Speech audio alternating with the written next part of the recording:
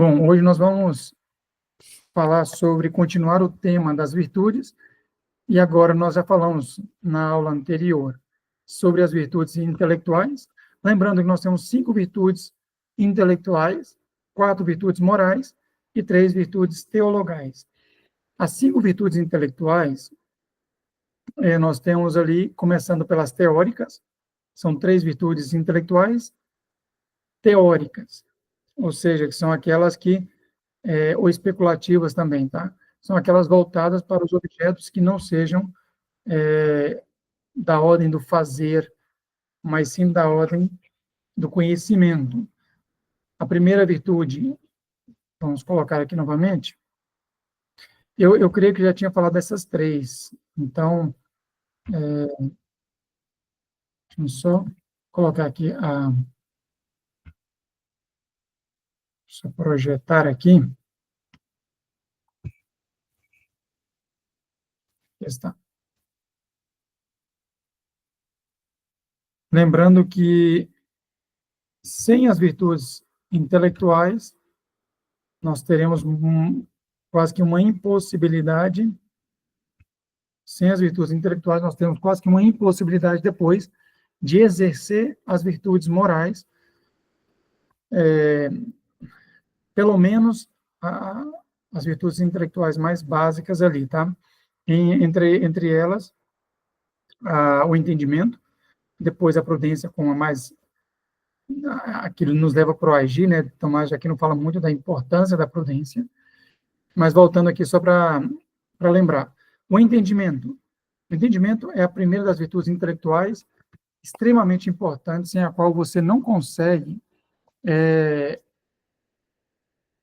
aceder à realidade, que é aquilo que nós estávamos falando um pouquinho antes. Eu tenho que aceder a essa realidade de forma imediata, ou seja, sem uma mediação. E o intelecto significa intus legere, que é a capacidade de ler internamente a realidade. E ela como diz Tomás de Aquino aqui, né, a virtude do entendimento, do intelecto, é aquela pela qual o intelecto apreende de forma imediata e direta os princípios primeiros, ou os primeiros princípios. Eu dei o exemplo lá do princípio de não contradição na aula anterior, mas tem vários primeiros princípios. Mas os primeiros princípios são adquiridos de forma imediata. Não tem uma mediação. Isso é extremamente importante, por quê? Para que não se perca a pureza desse conhecimento. Quando meu filho pergunta, o que é isso, papai? Ele tem um conhecimento imediato de uma realidade fora dele. Ele pode não saber exatamente explicar o que era ainda, mas ele sabe que existe alguma coisa ao invés de nada. Então, ele aponta com o dedo e fala, existe alguma coisa ali. O que é isso? Ele está perguntando agora pelo que é. E se eu disser para ele, olha, filho, isso daqui é um elefante. A primeira vez, ele pode até acreditar. Falar, tá, um elefante. Mas depois, eu mostro para ele um real elefante. Ele vai falar, não, peraí. O senhor me disse que esse aqui era um elefante. E agora esse outro também é um elefante. Ele vai perceber que há uma contradição aqui, que há alguma coisa de errado. Não há nada nesse daqui que se pareça com esse. E ali, por isso que eu falo que é uma forma imediata. Isso não é herança cultural, isso não é uma herança. Isso é, em todas as culturas, você pode perceber essa capacidade do ser humano de ler dentro do ser do objeto. Isso é extremamente importante, ainda que essa capacidade nós podemos perder, podemos perder, nós podemos, de alguma forma, adulterar isso, mas não se perde completamente, tá? Não se perde completamente, ao menos que a pessoa tenha uma doença. Tem uma doença muito, muito forte. Pode ser uma doença física, sei lá, um Alzheimer extremamente elevado, pode ser uma doença espiritual, pode ser um tipo de doença, mas aí nós falamos de um adoecimento do ser. Mas enquanto ele estiver com o mínimo das suas funcionalidades, ele vai entender e captar aquela realidade. Depois nós falamos da ciência. A ciência usa do conhecimento do intelecto e avança um pouquinho mais, porque, como diz Tomás de Aquino aqui, a ciência é o conhecimento certo das conclusões derivadas dos princípios. Então, eu preciso dos princípios para depois construir a ciência. Mesmo o cientista, com o máximo de instrumentos que ele possa ter, por exemplo, para conhecer, sei lá, o universo. Então, eles lançam ali vários satélites e tal, bom, no final de todo esse processo extremamente sofisticado, ele vai ter diante dele, talvez, uma tela de computador e vai fazer uma análise. Então, assim, no final, ele vai usar os sentidos normais, a visão, a audição, para analisar aqueles dados. Só que ele tem que acreditar que aqueles dados são reais, são verdadeiros, e não são contraditórios. Então, assim, mesmo a ciência, que procura as causas por trás daquela realidade, tem que estar alicerçada ali no intelecto, nos primeiros princípios. Aristóteles vai chamar de ciência um conhecimento certo e verdadeiro por suas causas. Aqui, Tomás de Aquino colocou derivada dos princípios. Ele coloca mais os princípios e uma causa, querendo ou não, uma causa é um princípio. Então, para isso que é importante para a gente entender que o primeiro é o entendimento, depois nós crescemos com o nível, a ciência, e depois nós vamos para o terceiro e último nível, que é a sabedoria. Sabedoria é o terceiro nível das virtudes intelectuais, teóricas, tá? Ou especulativas. E a sabedoria, então, é entre a ciência, segundo Tomás de Aquino, a mais nobre, e se ocupa das causas mais elevadas, e não das causas imediatas. É o que nós falamos, por exemplo, eu sou filho dos meus pais são causa, nesse sentido, imediata, causa próxima também, né, do meu nascimento, ou da minha existência, mas eles não me criam, eles não me produziram como um todo.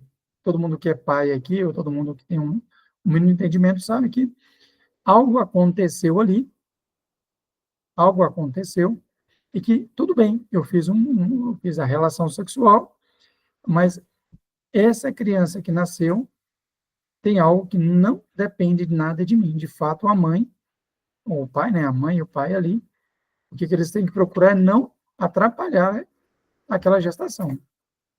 O fato de não atrapalhar já é fazer muito. Por quê? Porque nós percebemos que ali tem algo que não depende dos pais, que é muito mais elevado que os pais. Então, a busca dessa causa mais elevada, e não apenas das causas mais próximas, é extremamente importante. Na psicoterapia, por exemplo, nós temos causas próximas de coisas ridículas. Por exemplo, doutor, meu dedinho do pé está doendo. Aí eu pergunto, mas o que aconteceu? Ah, não, é que eu, ao vir para cá, eu bati na quina da mesa. Tá ok. Você bateu o dedo do pé na quina da mesa, então a causa da dor do seu dedo é a quina da mesa. Você bateu na quina da mesa. Essa é a causa próxima. Fácil? Fácil. Mas, como psicoterapeuta, às vezes eu pergunto, mas me diga aqui, você não viu a mesa daquele tamanho? Uma mesa como essa aqui, de 1 metro e, sei lá, 1,60 m por 80, você não viu? Você não viu a mesa? Não, eu não vi. Mas espera aí, você tem algum problema de vista ou o quê? Não sei, talvez. Ultimamente eu não estou vendo as coisas, os objetos. Tá vendo? Então, a causa da dor do dedo, tá, foi que ele bateu ali. Então, essa é a causa imediata. Mas pode ter uma causa ainda posterior que explique também isso. Essa pessoa está perdendo a visão. Então, assim, é importante, às vezes, nós indagarmos causas superiores. Ah, mas não, eu vi a mesa, mas eu estava com pressa. Eu estava indo para onde com tanta pressa? Não, para lugar nenhum. Ultimamente eu estou correndo muito. estou muito ansioso, estou muito preocupado. Por que você está preocupado? Ah, doutor, não sei, ultimamente eu estou sentindo alguma agonia e eu estou muito preocupado. E de onde vem essa agonia, essa preocupação? Ah, não sei, meu casamento não está bem. Ah, tá. Então, a dor, ou seja, o problema do dedinho foi a mesa e a causa imediata. Mas se você continuar indagando, você vai descobrindo outras causas. Uma causa emocional, uma causa talvez social, uma causa talvez no casamento, uma causa que você... Então, assim, as causas, elas podem ir se elevando, elas vão ficando cada vez maiores às vezes, até chegar numa causa, fazendo, é isso daqui, é esse o meu problema. Meu problema porque eu sou preguiçoso, então meu casamento está ficando como está, porque eu não quero realmente dedicar tempo a ele, não quero arrumar a casa, não quero arrumar minhas coisas, então eu vivo correndo toda hora atrasado. Então você vai chegou ali numa causa anímica, que é um defeito, né? Que você, pronto, eu organizando isso, eu posso organizar as outras realidades. Então é muito importante que a sabedoria ela não se contenta com a causa próxima, mais imediata, o que a ciência faz. E a ciência faz isso, tá? Ah, está com dor de cabeça, então a causa é bem simples. Toma aqui um analgésico, você vai ver, a dor de cabeça vai desaparecer. Pum, desapareceu, tá vendo? A causa era isso daí. Uhum. Não, você não está com dor de cabeça, tem ali uma causa. A causa principal da ciência é a física. Então, mas a maioria das pessoas não fazem isso. A Jo está falando, mas também não. Mas se você olhar, cada vez mais a causa ela para num componente material físico. Então, o número, por exemplo, de medicações e o número de preocupação com a medicação, que é a causa mais física, mais próxima, tem aumentado muito. Nos Estados Unidos mesmo, no mercado praticamente você compra. Aqui no Brasil ainda não, tem um certo controle. Mas o que aumentou de uso de medicações, porque assim, a causa mais imediata é essa, mas nós temos que procurar uma causa mais elevada. Eu acho que até aqui nós tínhamos visto na aula anterior, eu vou continuar a partir daqui, que são as duas outras virtudes intelectuais ainda, tá? Nós estamos nas virtudes intelectuais, mas agora nas duas virtudes intelectuais práticas. É do intelecto prático. Então, nós temos o intelecto teórico ou o intelecto especulativo e o intelecto prático. No intelecto prático, agora, essas duas virtudes, que é a arte e a prudência, elas não se ocupam exatamente da essência da realidade, do que é a coisa, do que é a causa, do qual é a causa, qual é a realidade da coisa, mas ela se ocupa especialmente na arte do fazer ou na arte do atuar, da ação em si. Então, a arte, como está escrito aí, né, é a virtude intelectual que aperfeiçoa o intelecto prático na criação de coisas externas, como um artesão ou um artista. Ou seja, a arte é aquela que nós continuamos parte da criação. Nós não somos seres criativos, porque nós não criamos nada. Nós somos seres que, para ser assim mais específico, nós somos seres que modificamos a realidade que já existe. Nós não conseguimos criar um átomo, exatamente, nós podemos modificar um átomo, unir com outro e transformar essa realidade. Tanto é que, assim, senão, como é que cria uma água sem... Como é que se criaria uma água sem uma realidade do oxigênio, do hidrogênio que já exista na natureza? Então, nós precisamos, ou para criar, nós precisaríamos de uma força absurda, que nós não temos. Então, assim, a habilidade da arte é a habilidade de modificar a realidade existente e, de certa forma, nessa modificação, fazer algo. Nessa modificação, fazer alguma realidade. Uma das definições de arte que eu gosto muito é a arte imitatio naturae, a arte como imitação da natureza. Nós tendemos a imitar a natureza de uma forma mais sofisticada. Eu vejo um pássaro voar, então construiríamos um avião. Então, porque eu vejo um pássaro voar, então eu falo também posso voar, então vamos tentar construir alguma coisa que voa, um avião. Então é uma arte também, tentar imitar isso. Então a arte é a reta razão do fazer, uma reta razão. Por isso que está vendo, ela depende também de entender a realidade, de saber quais são as causas dessa realidade e de tentar agora transformar ou imitar, ou de alguma forma fazer ou levar esse conhecimento à prática. Extremamente importante, tá? Extremamente importante.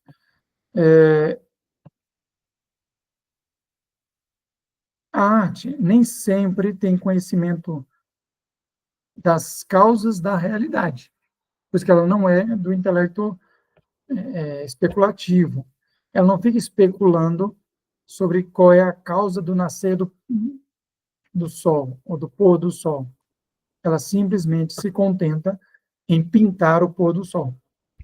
Ela simplesmente se contenta em imitar aquela beleza visual.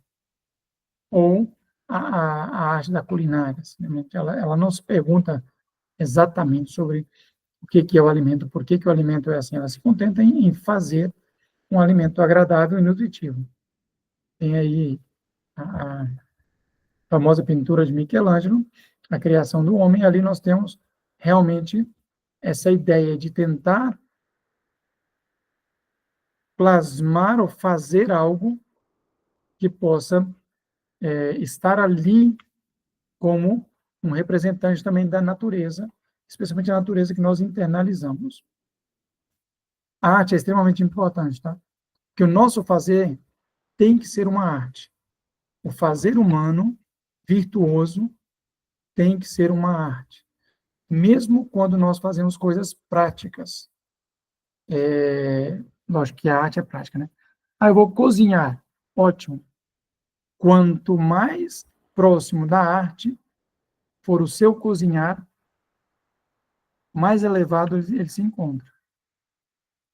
Então, nós elevamos, logicamente, sem perder a finalidade, porque daí nós perdemos o principal, né? Então, eu vou fazer um prato aqui muito bonito, mas ele não é nutritivo, ele não alimenta, ele não sustenta, talvez. Então, não, porque a finalidade da alimentação é a nutrição. Não se peca assim, no visual e se perde a finalidade. De novo, voltando, por isso que ela depende das outras duas teóricas, das outras três teóricas ou especulativas. Então, a arte verdadeira não pode perder a finalidade, é o que nós temos hoje. Não sei se vocês viram que tem um quadro não, um trem, não sei como é que chama, um mineiro chamaria de trem, chamado Banana na Parede. Banana in the Wall, eu acho o nome desse, que é banana na parede. Alguém, no museu, que eu não me lembro agora, pegou uma banana, pegou uma fita de construção, colou a banana com essa fita de construção e chamou isso de arte. E estava avaliado, eu acho que em 8 milhões, uma coisa assim, não sei quantas libras lá, que aí na tradução dava 8 milhões.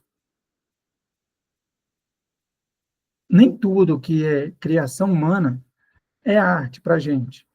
A arte, ela respeita a finalidade. Ela tem uma outra definição, que é já mais da Idade Média, que é quid vistus placeat. A arte é aquilo que visto agrada, mas ela depende também de uma certa imitação da natureza, e então imitação também da própria essência que está ali na natureza. E nesse caso, não é. Então, a arte moderna, ela esvazia o fazer humano da sua finalidade. Nós vemos isso, por exemplo, na cultura. É um esvaziar, a arte da sua finalidade. Ali se perde a natureza, se perde tudo, né? E por último, dentro dessas virtudes intelectuais, a prudência. Lógico, pessoal, cada uma dessas aqui, eu deveria gastar um tempão falando, porque só na intelectual, na primeira lá, que é o intelecto, e depois na ciência, Aristóteles fala de 7 graus de conhecimento.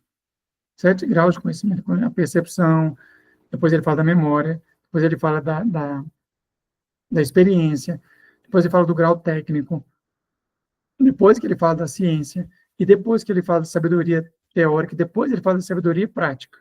Então, assim, eu teria que fazer uma aula muito mais estendida. Mas como agora o interesse é falar sobre as virtudes, especialmente as virtudes morais, estou falando das intelectuais como introdução apenas aqui, não vou entrar muito nesse detalhe. Então, na prudência, a prudência é uma das mais importantes, de fato, é a mais importante quando se trata da ação humana. A ação humana, ela tem que ser regida pela prudência. A prudência ela é tão importante que ela é uma virtude intelectual e, ao mesmo tempo, uma virtude moral. Temos 5 virtudes intelectuais: intelecto, ciência e sabedoria, são as 3 especulativas, a arte e a prudência como as 2 práticas. Depois nós temos 4 virtudes morais, ou virtudes cardeais também, né? Que é prudência e justiça, fortaleza e temperança. Então, a prudência, ela é tanto uma virtude intelectual, prática, quanto uma virtude moral. Tá? Então, o que é a prudência para tomar já aqui? A prudência é a reta razão aplicada à ação. Então, quando eu tenho uma reta razão, ou seja, uma razão direcionada retamente para o seu fim, para a finalidade em si, só que agora ela está voltada ou aplicada à ação. A ação do fazer. Um fazer correto. Então, é a virtude prática que guia a razão na escolha do que deve ser feito naquele momento e a proporção que deve ser feito. Então, a prudência é especialmente importante na moralidade. É ela que orienta as ações do indivíduo em direção ao bem. E é muito interessante porque tem algumas virtudes que são nós chamamos de virtudes infusas, são as graças que Deus nos dá. Entre elas, tem as virtudes do meu estado de vida. O que significa isso? Se eu sou um sacerdote, eu recebo também a graça para exercer a minha missão de sacerdote. Se eu sou um terapeuta, se eu estou unido digamos, com a reta razão, unido ao desejo do bem em si, unido a Deus, especialmente, né? Eu recebo também essa virtude para cumprir bem o meu estado como mãe, por exemplo. As mães, o fato de ser mãe, e se ela estiver unida a essa fonte, que é Deus, essa fonte de sabedoria, ela recebe a graça também da prudência. Em que sentido? Em que Deus também fala. Tem muitas mães que não têm uma formação intelectual muito apurada, que não têm uma formação humana muito apurada. Mas Deus dá a graça para ela exercer a maternidade dela, se ela tiver uma razão e uma vontade retamente ordenada para o bem. E Deus vai dando essa graça. Logicamente que a prudência é uma virtude também que você tem que trabalhar. Tem que trabalhar. E como é que a gente trabalha a prudência? Bom, conhecendo da melhor forma possível, dentro de cada estado de cada um, o que é uma ação melhor e uma ação mais ordenada para o seu fim. Então, nós vamos treinando isso. Em cada ação que eu faço, eu procuro fazer da melhor forma possível. Aí, quando eu não sei, me aconselho. A prudência tem 3 virtudes auxiliares, eu vou falar mais adiante, que é a docilidade, que é a cautela e a circunspecção. Então, assim, a docilidade para receber conselhos, Tomás de Aquino fala sobre isso. Então, o prudente, ele pode até não saber toda a teoria, mas ele é dócil em receber conselhos. Ele é cauto, ele não faz sem uma devida cautela, que é um olhar sobre as consequências na sua ação, e depois a circunspecção, que é olhar, espectro é ver, é olhar ao redor para entender se a minha ação ela também não afeta ou se ela não tem outras implicações. Bom, até aqui nós falamos das virtudes intelectuais. Como eu disse, eu não vou deter muito aqui nas virtudes intelectuais, porque elas são amplas, e nós vamos falar das morais, que é o que mais nos interessa. Tudo bem? Se alguém tiver dúvida, pode perguntar. Então, as virtudes intelectuais que nós já falamos são 5, 3 são especulativas e 2 são práticas. O papel das virtudes intelectuais na formação humana, segundo Tomás de Aquino, traz a ideia de verdade. Ou seja, nós buscamos nas virtudes intelectuais o ordenamento do meu intelecto para descobrir a verdade. Sem a verdade, não tem como orientar a moralidade. A moralidade, ela precisa de uma orientação, e a orientação vem do saber. Mesmo que o bem, ao final, seja o que nós procuramos, nós temos que saber se esse bem é verdadeiro ou não. E para saber isso, eu preciso do intelecto. Porque a nossa vontade, ela não consegue ver o bem verdadeiro. Ela consegue até desejar. Se as pessoas perguntam, mas você tem que saber o que você quer. Bom, ok, sabe o que você quer, mas saiba primeiro se o que você quer é verdadeiramente um bem. Eu coloco o exemplo do açúcar, não é porque eu tenho problemas reais com açúcar, mas assim, se a pessoa vai comer só açúcar, pode ser prazeroso, pode ser desejável, mas não é um alimento que verdadeiramente nutre, que verdadeiramente cumpre a sua finalidade da nutrição. Então, é muito importante que o intelecto é aquele capaz de penetrar na realidade e retirar dela a verdade e a finalidade, de ordenar isso para o maior bem. Então, como diz Tomás de Aquino aqui, né, na Suma Teológica, toda verdade, seja dita por quem for, provém do Espírito Santo. E essa é a grandeza de Tomás de Aquino. Ele não rejeita nenhuma verdade, porque quem disse era pecador ou era de outra, mas também não aceita nenhuma verdade só porque quem disse era, ou nenhuma mentira, né? Só porque quem disse era uma pessoa muito boa. E hoje é engraçado porque só pelo fato de alguém que eu não gosto dizer algo, eu já falo que também o que ele disse está errado. Não, então, mas Aquino ele separa muito isso. Quem disse do que foi dito. Logicamente que em argumentos de grande autoridade, se quem falou algo foi Platão, quem falou algo foi Joãozinho, se você não tem uma noção real sobre os dois, então, logicamente, nós temos Platão um assentimento maior, até porque Platão não vai sair por aí dizendo só ou qualquer coisa. Então, a importância das virtudes intelectuais é a busca da verdade, sem a qual não se pode, agora, orientar para o bem. Não, sem a busca da verdade, não tem como orientar a vontade para o bem. Ok?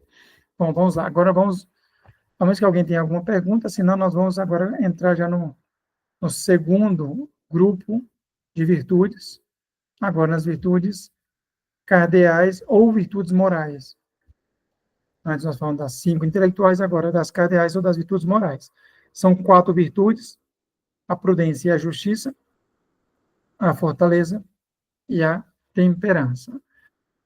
A prudência e a justiça regem o nosso atuar para com o outro, então elas são externas, ainda que a prudência ela ainda é próxima, mas externa. Ela atua diretamente no meu atuar. E a justiça já é externa, enquanto ela está direcionada ao outro. Depois nós temos aqui a fortaleza e a temperança, que é voltada para o governo de si mesmo, para o autogoverno.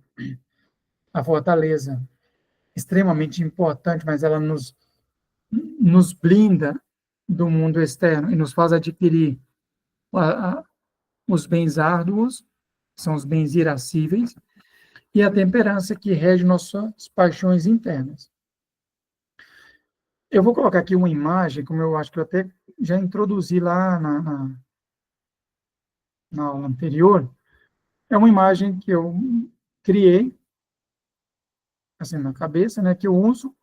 Então, não é totalmente perfeita, mas vai nos ajudar a visualizar isso aqui de alguma forma melhor. Então, seguindo a tradição clássica, porque essa aqui não é uma tradição apenas de Tomás de Aquino, de fato, as virtudes cardeais é muito anterior a Tomás de Aquino, Aristóteles já fala sobre elas, o próprio Platão fala sobre alguma dessas virtudes. Então, Aristóteles já havia considerado fundamentais para a vida moral, na Ética Nicômaco ele fala sobre isso, e na Suma Teológica, Tomás de Aquino organiza as virtudes que governam as relações humanas e que são adquiridas por meio da prática repetitiva. Então, essas virtudes morais, elas têm uma capacidade, melhor, elas podem ser adquiridas, elas devem ser adquiridas. Então, essa aqui nós temos que trabalhar por adquirir. Nós não nascemos já com essas virtudes, elas não são, digamos assim, nesse sentido, elas não são naturais, elas têm que ser trabalhadas, elas têm que ser também adquiridas ou, de alguma forma, melhoradas também. A fortaleza é a virtude que dá firmeza à vontade, permitindo ao homem perseverar no bem diante das dificuldades. Tomás diz que a fortaleza é necessária para o indivíduo, para que o indivíduo suporte sofrimentos e perigos que possam surgir no caminho da virtude. E aqui é importante, porque hoje nós temos no mundo um ataque a essa virtude. Nós estamos formando cada vez mais pessoas fracas, frágeis. Por isso, o aumento da ansiedade, especialmente entre jovens e adolescentes. Tem um índice crescente de ansiedade. Porque imaginemos que a fortaleza, ela nos ajuda, primeiramente, a não nos sentir ameaçados pelo mundo. Então, a imagem que eu coloco aqui é essa daqui. Imagine que, antes da existência, eu deveria ter colocado eu acho que eu vou até colocar uma diapositiva antes, um slide antes. Por quê? Porque imagina que você é colocado dentro de uma floresta. Da noite para o dia, você se perdeu dentro de uma floresta, no Pantanal, na Amazônia, sei lá, em algum lugar.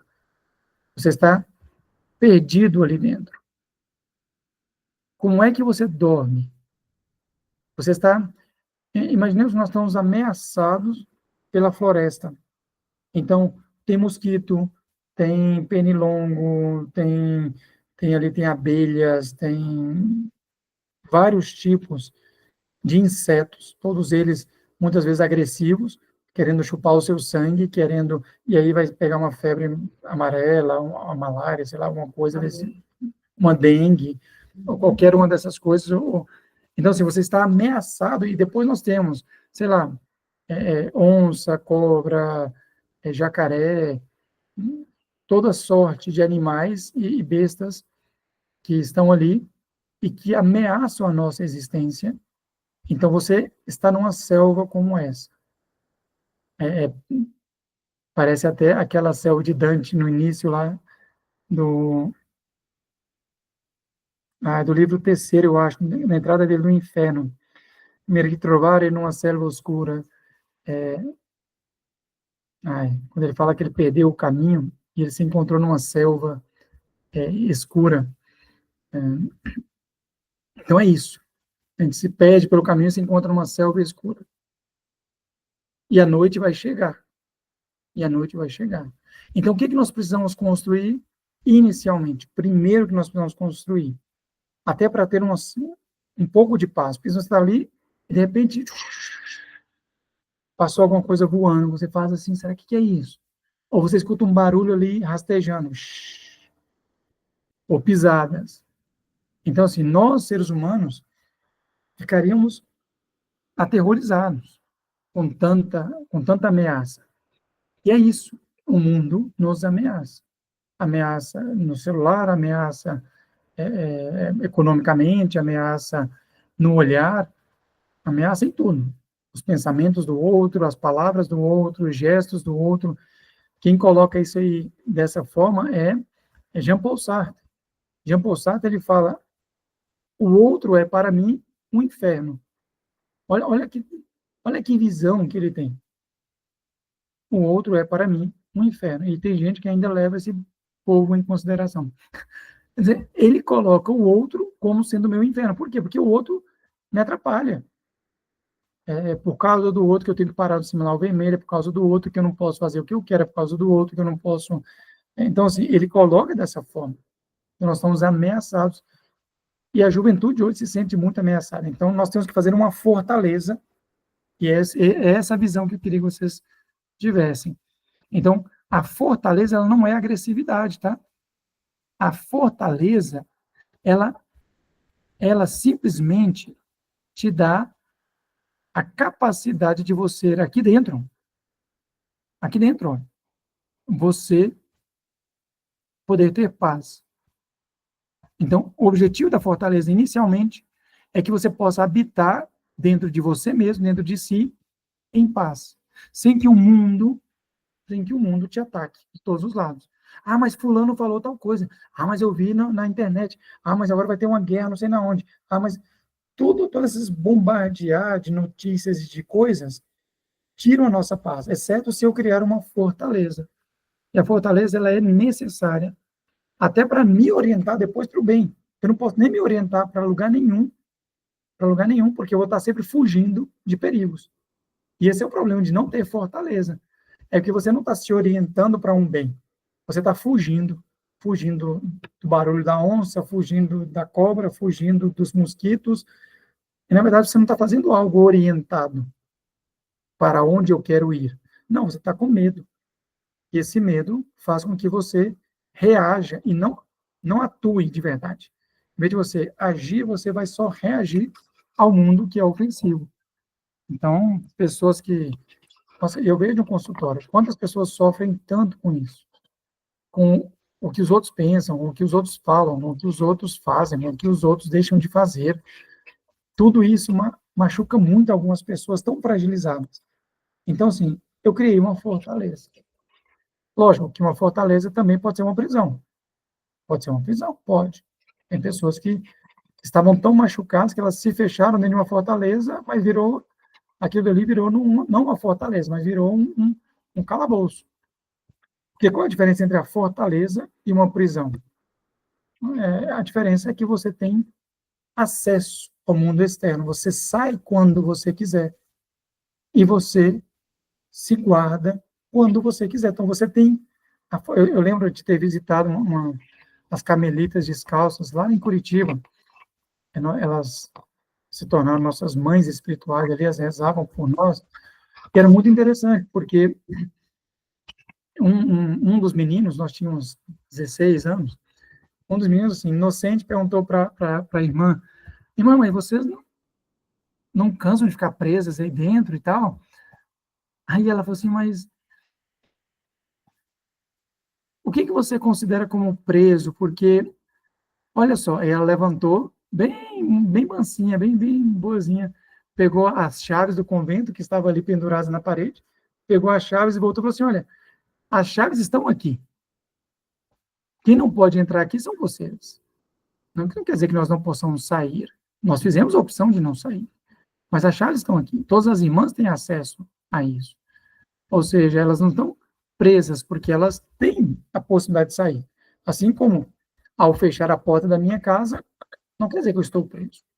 Quer dizer que eu me sinto mais seguro, sem até mesmo alguém, talvez, se enganou de andar e entrar aqui dentro de casa. Então, eu tenho a liberdade de caminhar, de projetar, de pensar, de andar como eu quero. Então, a fortaleza também, por não falar da prudência, que é essa virtude que nos leva para fora e para dentro quando nós queremos. Então, a fortaleza também ela tem que ter uma saída, tem que ter ela não pode, eu não posso estar preso ali dentro. Aqui tem uma porta um portão de entrada e de saída, e eu tenho que ter controle sobre isso. Ok, dito isso, a fortaleza, então, inicialmente, ela não é a agressividade. A fortaleza, ela é uma proteção contra o mundo externo. Ela me dá paz interior. Então, a virtude da fortaleza é isso. É a virtude que me traz paz. Eu acho muito bonito Jesus. Jesus, nesse campo, é um exemplo. Porque imagina que, um exemplo humano também, assim, não estou falando só da parte espiritual, mas imagina que ele sabe tudo que ele vai sofrer. Tudo que vão fazer com ele, vão humilhar, quem assistiu o filme da Paixão sabe quais são os tormentos que ele vai sofrer. E ele sabe tudo disso. E de repente ele decide: eu aceito isso. Olha a fortaleza. E ele passa por todo o processo, desde a condenação, desde o outro do Getsemane até o Calvário. Ele passa com digamos, com uma capacidade de autocentrar, assim, de estar dentro dele com uma passividade impressionante. Então, isso é fortaleza. É, não é agressividade, me bateu, eu reajo. Não, muito pelo contrário. Eu sei o que eu estou fazendo. Quando ele fala para Pilatos, não, ninguém tira a minha vida. Sou eu que a dou por mim mesmo. Então, é essa capacidade de, mesmo sendo atacado, verdadeiramente atacado, eu, eu tenho domínio da minha resposta. Eu tenho domínio, eu não perco o domínio de mim. Então, é impressionante isso. Essa fortaleza, quando a gente vai para a Europa, por exemplo, o que restou? Restaram as fortalezas. As civilizações passaram, os grandes reis passaram. Então, a fortaleza, ela persevera, ela nos blinda contra tudo o que passa. Os comentários, e eu permaneço e guardo ali dentro algo importante. Então, a fortaleza também guarda dentro de si algo muito importante. Ela tem 4 virtudes auxiliares. Aqui a fortaleza, então, tem 4 virtudes auxiliares.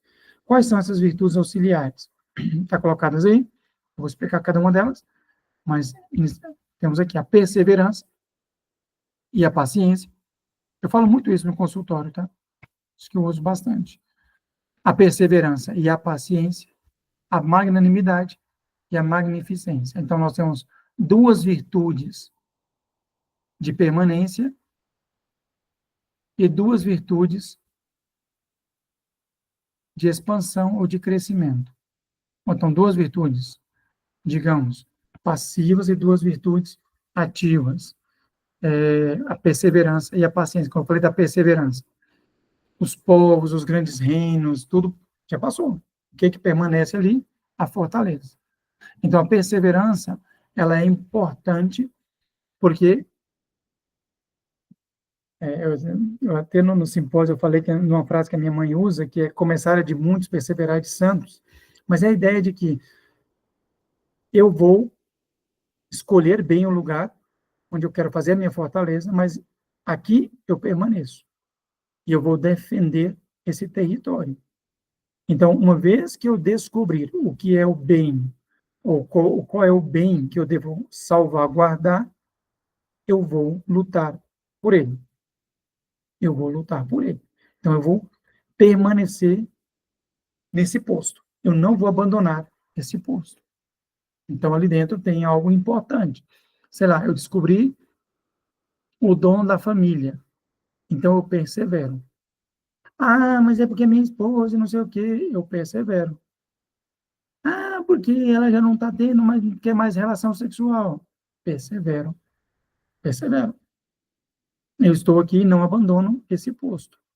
Eu estou aqui e não abandono essa minha decisão. Então, a, a, a ideia de permanência é isso. Ah, mas o outro foi embora. Tem o direito de ir, tem uma porta para isso, mas eu permaneço. A parábola do filho pródigo é muito bonita, porque o pai, ele criou isso, uma espécie de fortaleza. Ah, mas o filho mais novo quis ir embora. Ok, pode ir. Talvez ele vai criar um outro reino, uma outra fortaleza, tá tudo bem. Eu permaneço. Por quê? Porque eu descobri aqui algo importante e permaneço. Essa permanência, essa perseverança é importante para a virtude da fortaleza. Quando é que nós não permanecemos? Quando o bem que nós descobrimos não era o bem verdadeiro. Por isso que é importante lá as virtudes intelectuais, para definir, é ou não é um bem verdadeiro. Porque senão eu fico mudando, igual nômade. Igual nômade. Ah, eu achei que aqui era bom, mas olha, quando nós chegamos aqui tinha coco, agora não tem coco. Então vamos embora. Aí vai embora. Ah, agora sim nós encontramos a terra do cogumelo, então vamos comer cogumelo. Ah, eu não gosto mais de cogumelo. Então vamos embora. Então, ficamos como nômades na vida. Não criamos um bem verdadeiro. E é importante até também para a perseverança, nós temos que pensar também na prole. Então, a perseverança não só da prole física, do tipo de filhos, mas na prole também, qual é o meu legado? Tomás de Aquino, por exemplo. Tomás de Aquino é fantástico nisso. Uma vez determinado a verdade, ou a verdade, digamos, verdadeira, ele permanece ali. E ele vai acrescentando esses bens intelectuais e vai criando também uma perseverança que ultrapassa o próprio Tomás de Aquino. Porque a fortaleza é isso, a fortaleza você criou, mas o seu filho herda, e o seu neto depois, e depois o seu tataraneto, e assim por diante, porque o objetivo da fortaleza é proteger aqueles bens superiores. Então, eu coloco dentro dela isso. Então, eu também transmito isso, porque ela persevera. E ela salvaguarda algo muito importante. E depois nós temos a virtude da paciência. Da paciência. Não é fácil construir uma fortaleza. Quem já foi na Europa... Eu falo da Europa porque aqui no Brasil quase nós não vemos essas fortalezas. Que nem tem, mas assim, se a gente vai ali na Terra de Missões, por exemplo, lá no sul do país, é maravilhoso como que os jesuítas fizeram, junto, em colaboração com os índios, e construíram ali. Você fala, poxa, aquilo dali tudo permanece até hoje. E permanece. Quem vai em Batalha, lá em Portugal, ou na Espanha, quem vai... Então, aquilo permanece. Mas aquilo precisa de uma paciência enorme. É tijolinho por tijolinho. Tijolinho por tijolinho. E, às vezes, você tem que ir longe buscar esses tijolos, subir montanhas, porque tem cidades que são lá em cima, mas está tudo bem. Eu sei o que vai ficar guardado aqui.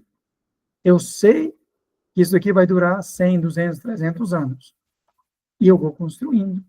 E eu vou melhorando isso. Então, a paciência, ela é construída, como diz Santa Teresa, aquela linda oração sobre nada te falta, nada te expande, né? Nada te turbe, nada te expande. É que está em espanhol. É que em espanhol está, nada te turbe, nada te expande. Tudo passa, então, nada te perturbe, nada te expande, tudo passa, Deus nada muda, a paciência tudo alcança, quem a Deus tem, nada lhe falta, nada falta, só Deus basta, isso. Então, a ideia de que a virtude da paciência é extremamente importante. É extremamente importante no casamento, é extremamente importante no filho. Quem tem filhos pequenos igual a gente tem que ter paciência. E vai passar, vai passar. A paciência é uma mistura entre paz e ciência, é a sabedoria de ter paz. De falar assim, olha, tudo vai passar. E se eu perseverar na virtude, eu sei, o inverno vai passar, a falta de chuva vai passar, perseverar com paciência, com paciência. Mas não tem como ter paciência se você não tem uma fortaleza, porque o sofrimento vai te fazer sucumbir. Então, assim, eu tenho que fortalecer para não sofrer tanto. E depois nós temos ali a magnanimidade e a magnificência. A magnanimidade é a capacidade de ânimo. Manho, ou manha, ânima. É uma alma grandiosa. Ou seja, é a capacidade de desejar grandes feitos, desejar grandes coisas, desejar grandes virtudes, desejar grandes conquistas. E isso é extremamente importante. Então, a fortaleza não é só para você ficar fechado ali. Não, é para você olhar para aqui e falar assim, um dia isso daqui vai ser grande coisa. Eu me lembro do filme Rei Leão, quando o Mufasa, né? O Mufasa, ele levanta Simba e mostra, ele está em cima de uma rocha que representa tanto a catedral quanto uma fortaleza, ele está em cima de uma rocha, e ele levanta o Simba e mostra todo o reino. E ele fala, onde tocar o sol, você reinará. Ou seja, onde tocar o sol da razão, o sol da iluminação, de alguma forma, onde for luz, e você conseguir enxergar a verdade, ali você reinará. Exceto na terra dos ossos, que não toca o sol. Ali só tem morte, que é nas sombras. Mas aqui você reinará. Então, essa magnanimidade é olhar para isso com o coração, o Senhor dos Anéis também, que é essa capacidade de, cara, sai do seu condado, da sua terrinha de comodidades, e vamos construir algo grande. Então, a fortaleza, dentro da fortaleza também se desenha algo muito grande, que é um reino. Vamos falar do reino depois. Mas, por enquanto, nós estamos nessa fortaleza. Então, mas já ali, você vai construindo, porque senão, se você tiver só perseverança e paciência, você pode ter um problema sério, que é a falta de ânimo. Então, magnânimo e o desânimo. Desânimo é justamente o contrário. Quantas pessoas... A depressão é um desânimo. É a falta de magnanimidade. É que eu não consigo, é que não dá para fazer nada, é porque ninguém me ama, é porque não sei o quê. Então, assim, esse coitadinho, essa pessoa que não tem grandiosidade para nada, é que não dá para ter filhos, é porque o mundo hoje está muito difícil. Difícil era tirar o dente sem anestesia, difícil era ter que ir lá no rio pegar água e subir com a água na cabeça para tomar banho, para cozinhar. Então, assim, essa falta de magnanimidade, essa falta de um ânimo que deseja o grande, o mais alto, logicamente, seria o céu, né? A alma mais magnânima é aquela que procura o céu. Então, mas assim, a mesma magnanimidade, que aqui são virtudes morais, então são virtudes para todos os seres humanos, como eu falei, Aristóteles fala dela, e Platão não, Platão já falava também, e outros, mas assim, a ideia é querer desejar coisas grandes. Grandes, quando eu digo, pessoal, não é aquilo que está fora das suas capacidades, mas aquilo que você está disposto também a colocar e alcançar. E a magnificência, então, magnânimos, vem de magnos, ânima. Ânima é alma. O espírito grande, uma alma grande. E a magnificência, magnus facere, ou magnus facere, que seria a ideia de fazer coisas grandes. E não só sonhar, mas fazer também coisas grandes. Então, não só ficar sonhando com o mundo de... Então, não, mas também fazer.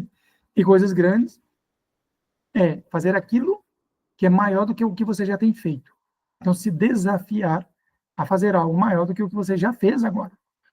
Então, ou maior do que o que os seus pais, já, de certa forma, já fizeram. Que é esse o objetivo. Não é manter os índios como índios sempre. É fazer com que eles também cresçam, com que eles façam algo maior do que os pais deles fizeram.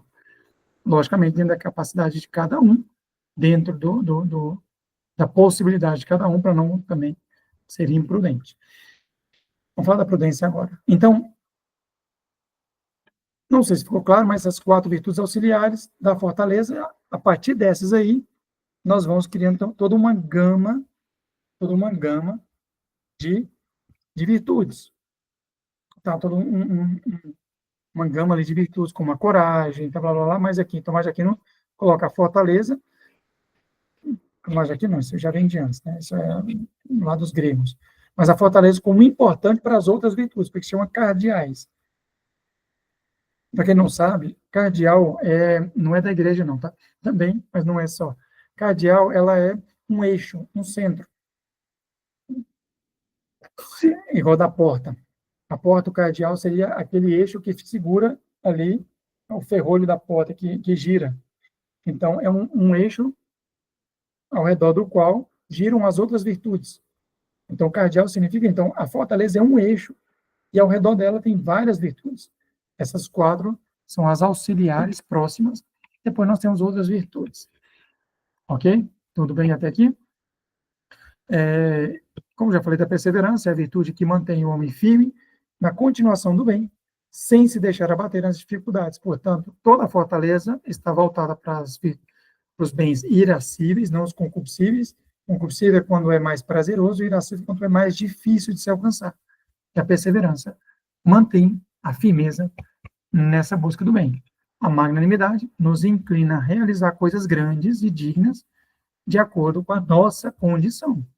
Ou seja, o magnânimo não é aquele que sonha em um dia converter todo mundo, mas é aquele que sonha, pelo menos, na sua própria conversão e na conversão das pessoas mais próximas. E na igreja, não sei.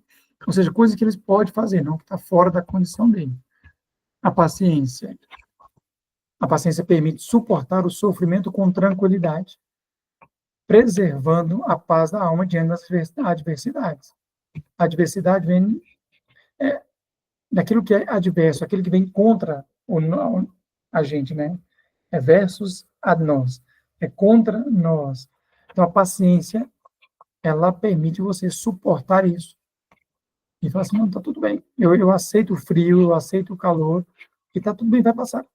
Daqui a pouco chega a primavera, chega o outono, e é assim que funciona mesmo. Sem aqueles milímetros de que, tudo me ataca, tudo me machuca. E a magnificência é a virtude que dispõe o homem a fazer obras grandes, com a devida proporção de meios. Né? Devida proporção de meios. Cuidado, que não é a virtude do coaching, de desejar coisas grandes e falar que vai fazer coisas grandes, mas na prática está fazendo uma coisa bem pequenininha. O exemplo que eu dei lá no simpósio, me perguntaram qual a diferença de magnanimidade e magnificência. Uma pessoa, por exemplo, que tem uma magnanimidade, mas não tem uma grande magnificência, ou o contrário, né? Também podemos ter pessoas magnânimas, que são pessoas que desejam muito, que falam, mas nunca fazem nada, ou pessoas que são magnificentes. Por exemplo, uma pessoa que quer construir um império financeiro. Mas, no fundo, a única coisa que ele quer é dinheiro.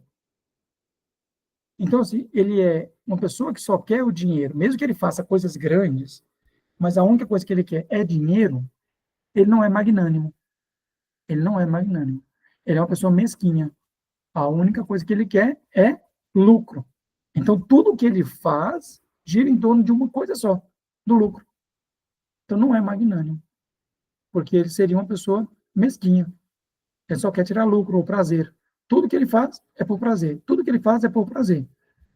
Não, o magnânimo, ele tem um ânimo grande. Ele faz uma coisa que dá prazer, que dá lucro, mas que também traz um benefício para o outro, que também expande, sei lá, a fé, e que também aumenta o conhecimento no mundo. Você vai aumentando ali a capacidade de magnanimidade, de desejar cada vez coisas maiores e melhores. Bom, vamos falar agora da outra virtude, que é a virtude da temperança. A temperança, daí vem a palavra tempero. A temperança, então, é a virtude moderadora. Ela modera os apetites sensíveis e os prazeres. Então, assim, é como o tempero. Não, o sal é bom? É, mas se colocar muito, estraga toda a comida. O açúcar é bom? É, mas se colocar muito também estraga tudo. Então, o tempero é isso. É colocar na justa medida. Temperar. Então, ela preserva o equilíbrio no uso dos bens temporais, garantindo que os desejos estejam sempre subordinados à reta razão. Então, essa é a virtude da temperança. Eu tenho colocado a temperança aqui dentro, olha. Tem a fortaleza, e com isso nós já... Olha só, a temperança seria isso daí. A temperança, ela, quando eu coloco a imagem, é essa daqui. Se a fortaleza, ela rege o mundo externo, a temperança agora vai reger minha interioridade. Minha interioridade. Porque imagina, você tem uma fortaleza e tem um leão lá dentro da sua fortaleza. Então, aquilo dali virou um calabouço. Então, assim, tá, eu fiz a fortaleza contra o mundo externo, mas minhas paixões estão desordenadas. Minhas paixões, a sexualidade, a ira, o medo, tudo dentro de mim. Nada está acontecendo lá fora, mas eu estou com medo. Eu estou com medo enorme aqui dentro. Nada está acontecendo lá fora, mas minhas paixões estão desordenadas. Então, a temperança, ela rege esse mundo, esse governo interno do meu ser. Então, a temperança está aqui. Ela tem 4 virtudes auxiliares. A humildade, que consiste em restringir o espírito humano, impedindo-o de ultrapassar o devido limite. Santa Teresa, ou Madre Teresa, tem uma definição que eu acho muito bonita, que é: a humildade não é nada mais do que a verdade. A verdade é aquilo que eu sou. Ou seja, se eu sou bom para fazer uma coisa, faça. Não, mas é que não sei, tem gente melhor. Não, vai lá e faz. Ok, vai lá e faz. A verdade é: eu não sei fazer, então não faz. Aprenda, se coloca à disposição, mas não, a humildade, ela reconhece o seu limite, pois que tem ali a fortaleza, né? E se coloca dentro desse limite. Não, eu consigo matar um leão. Moço, não vai lá não, fica aqui dentro. Mas eu consigo matar, então vai. E depois você volta todo machucado, e não deu certo. Esse leão não é bravinho. Então, assim, a humildade é a humildade. Por isso que a temperança é importante. Não, eu consigo vencer a castidade. Esse negócio aí, eu não tenho problema com isso, não. Eu lembro de um amigo meu que falava, ele tinha uns, sei lá, 14, 15 anos na época, e ele falava: não, cigarro, eu fumo só a hora que eu quero. Depois de uns 8 anos que eu o encontrei, e ele estava fumando, eu falei: mas você não falava que era só o que você quer? Pois é, agora eu não consigo parar assim, não. Ele continua querendo, não consegue parar. Então, assim, a humildade é para saber: eu tenho um limite. Eu não posso me expor. Eu não posso me expor à pornografia, não posso me expor a uma ocasião de pecado, a uma ocasião de fraqueza, uma ocasião que eu não consigo sustentar, eu não posso me expor os bens da família. Então é isso, tá? A humildade modera o nosso limite. A alegria, que na verdade é outra pele, tá? É a virtude que modera o prazer de brincadeiras, de jogos e diversões. Tem muita gente que está aprisionada em jogos e diversões e brincadeiras e festas e barulho o tempo inteiro. Então, vive numa constante fuga de si, procurando o máximo de diversão. É importante, Tomás de Aquino fala que tem que ter, lembra do tempero? Tem que ter alegria, tem que ter diversão, mas tem que ser moderado. De fato, essa virtude, a eutropélia, modera a estudiositas, que é a curiosidade de estudo. Então, assim, tem que ser moderado na diversão. Quando eu percebo que eu estou procurando mais da diversão do que realmente do sacrifício, da luta, da melhora, cuidado, cuidado. A estudiosidade, ela modera, ela é moderada pela outra pele, né? Estudiosidade é necessidade de moderar a curiosidade e a busca desordenada do conhecimento. Hoje nós temos pessoas bem intencionadas, mas que estão adoecendo. Por quê? Porque não conseguem parar de estudar, porque agora é tudo barato, né? Ah, mas é um cursinho barato, mas é mais um curso barato. Sim, tudo é barato hoje em dia, tudo gira em torno de vender curso, vender curso, vender curso, vender curso. Mas é muito difícil você realmente assimilar tudo isso. E você jogar isso para a prática. Porque você vai inflando o seu espírito como se fosse uma obesidade intelectual. Isso tem que servir para o outro. Isso tem que servir para o outro. Então, assim, se eu estou enchendo de um padre que fazia, acho que ele fazia esse gesto.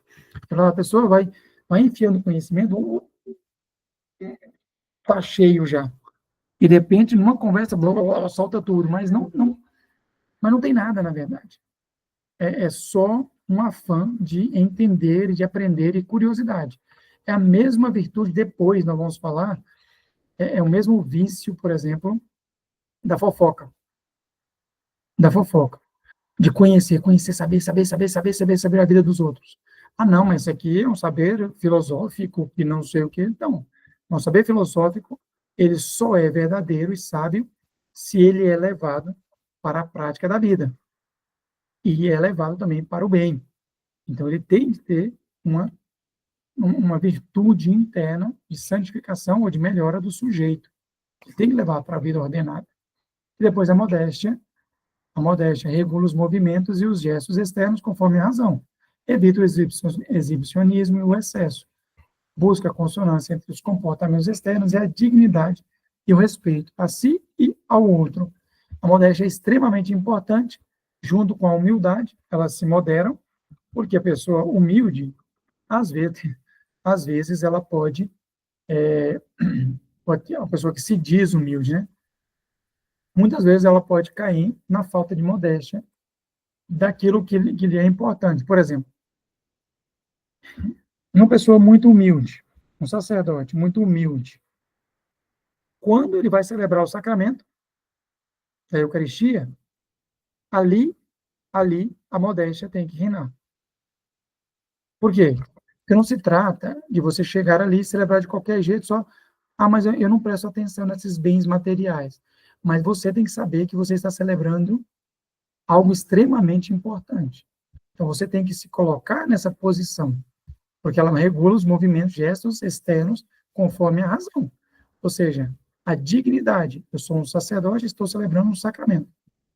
Então, eu tenho que colocar a minha melhor roupa, eu tenho que colocar a minha melhor túnica, eu tenho que colocar o meu melhor cálice, eu tenho que colocar tudo. Por quê? Não pela minha dignidade, que não sou eu, é pela dignidade de quem está aqui. A mesma coisa quando eu estou diante de algo que é muito digno. A dignidade daquela realidade me exige modéstia. O contrário também, sei lá, não, o contrário não, mas é a mesma coisa. Vou à missa. Ah, não, eu vou de chinelo mesmo. Deus não se importa com isso, se importa sim. Não é que ele se importa como você está. Se você está de chinelo, mas é o melhor que você tem. Se você está com bermuda, mas é a bermuda mais limpa e a melhor que você tem, ótimo. É o melhor que eu consigo agora. E o dia que eu ganhar uma calça, eu vou com uma calça. E o dia que eu ganhar um sapato, eu vou com um sapato. Então, assim, a ideia é colocar-se dignamente diante de cada ocasião. Então, isso é extremamente importante. Então, a modéstia, ela também modera nosso gesto, nossos atuares, e faz parte da virtude, ou seja, é uma das virtudes auxiliares ali da temperança. Bom, cheguei até onde eu queria hoje, porque as outras duas virtudes externas, que seria a prudência e a justiça, que são as virtudes que regem nosso atuar externo, nós vamos falar na próxima. Só eu não tenho pressa para ir aqui não, tá? Porque isso aqui é bastante coisa, tem livros e livros e livros, o padre Fausto, Francisco Fausto, ele tem livros sobre as virtudes, e ele foi dividindo em várias virtudes, depois tem livro também sobre os vícios, então vale a pena ali conhecer bastante coisa. Estou trazendo uma visão mais de Aquino, mas isso aqui é ampliado por toda a tradição, né?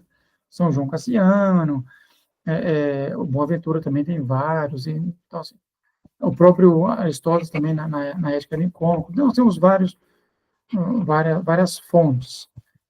Mas eu espero que isso aqui já dê um panorama interessante ali para vocês. Então, a humildade, que rege a verdade sobre mim mesmo, quem sou eu, a modéstia, que nos ajuda a perceber o mundo ao nosso redor e me comportar, me colocar de acordo com essa realidade. A eutrapélia, que modera os jogos e as brincadeiras e a alegria, e a estudiosidade, que modera a curiosidade do saber.